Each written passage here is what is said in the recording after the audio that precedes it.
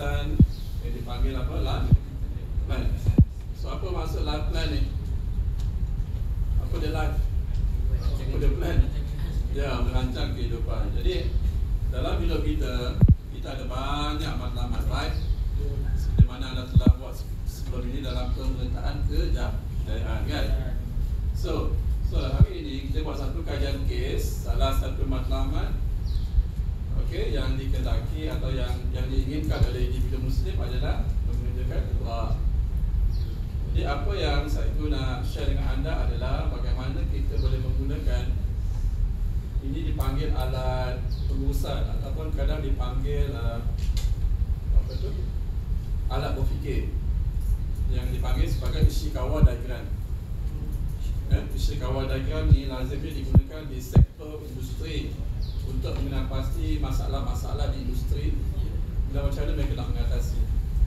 Jadi hari ini kita belajar bagaimana nak gunakan Ishikawa diagram ni, ataupun kadang dipanggil apa? Tulang ikan.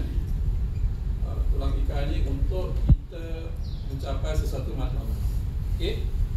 So matlamat Cikgu Muhammad tadi adalah dia nak mengerjakan mula bersama-sama dengan ahli keluarga dia dalam tempoh masa setahun, tahun 2026.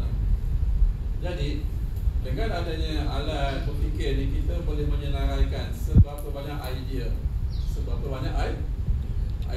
sama ada idea itu umum ataupun spesifik, supaya dengan alat ni kita boleh dipanggil menjernihkan pemikiran. Sebab kadang-kadang ada orang nak sesuatu tetapi dia hanya menyatakan saya nak, ataupun kadang dia menyatakan secara umum. So bila secara umum, maka bila nak buat tindakan tu dia agak susah. Okey? Rahsia kejayaan bagi setiap orang, lagi spesifik dia punya apa ni, tindakan, maka lebih cepat tercapai dia punya matlamat. Baik, sekarang kita akan tengok satu-satu supaya kita boleh apa orang kata, boleh bantulah Cikgu Muhammad dan ahli keluarga ni, kan? So mereka hanya ada setahun.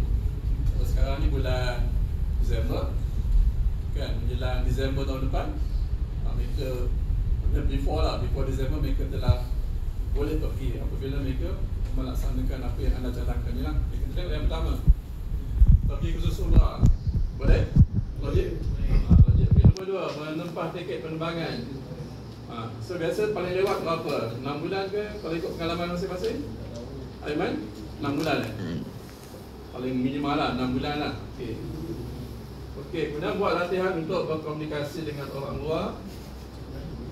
Macam mana Aiman? Berkomunikasi ni maksud dia?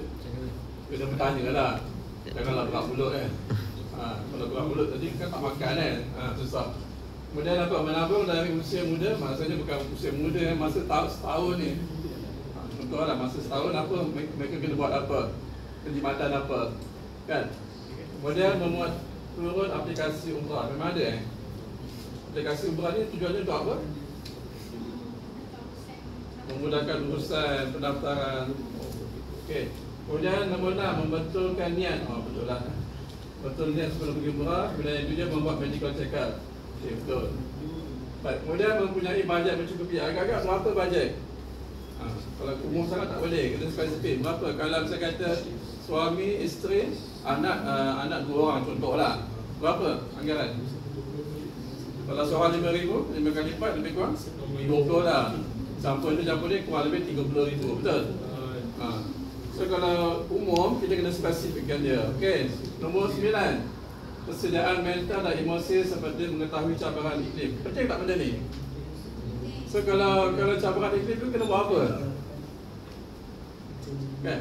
Kena buat apa? Kena ada ubat lah. Bawa ubat juga ataupun bawa pakaian yang sesuai okey.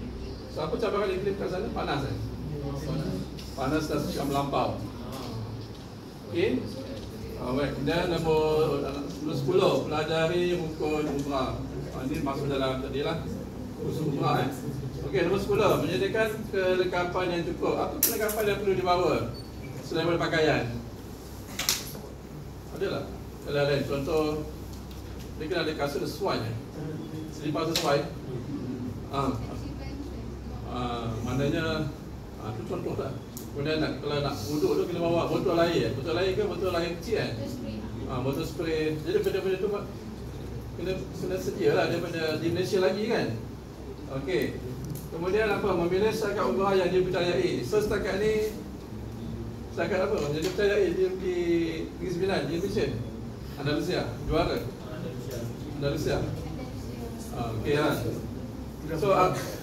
So bila kita nak pilih apa dia punya kriteria kan, itu satu kerja lagi kan, betul tak? Kriteria sama ada hotel tu dekat dengan apa tu tempat apa? Kaabah kan. Pun kena tengok juga jarak. Okey, kemudian 12 persediaan spiritual. So kena senarai, kita kena perincikan lah. Persediaan spiritual tu 6 bulan atau 8 bulan sekarang kena buat apa? Kena bangun subuh ke? Betul kan? Kena berjemaah ke? Kena dekatkan diri dengan Tuhan. So make it specific. Kalau umum sangat nanti spiritual tu apa lah? Kan? Okay, 13. Memastikan kesihatan dalam keadaan baik dengan jaga pemakanan dan melakukan pemeriksaan kesihatan. So ini pun perlu kita ambil berat lah kan. Maksudnya kalau umrah berbanding haji lagi ketat kan. Dia punya pemeriksaan kesihatan. So agak-agak lah kalau kamu punya idea ni, boleh tak beri keyakinan pada Cikgu Muhammad ni berapa peratus? 70%, 60%, 90%, 100%? Aiman, pandangan kamu lah, idea kawan-kawan ni berapa peratus? 70? Boleh? So kalau bila anda dah buat macam ni ada matlamat ni, dah ada strategi tindakan, so anda kena nilai balik kenapa 70%? Contoh macam tu lah. So macam mana nak jadikan 80%? Contoh macam tadi kan, the idea is dengan persediaan spiritual. So apa dia kena perincikan lah supaya daripada 70% akan meningkat kepada 80-90. Maknanya asiat anda ni benar-benar bermanfaat lah kepada klien anda.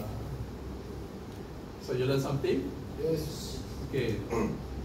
So itu sedikit penerangan saya bagaimana life plan anda boleh tercapai dengan adanya matlamat yang jelas, kemudian ada tindakan-tindakan yang spesifik.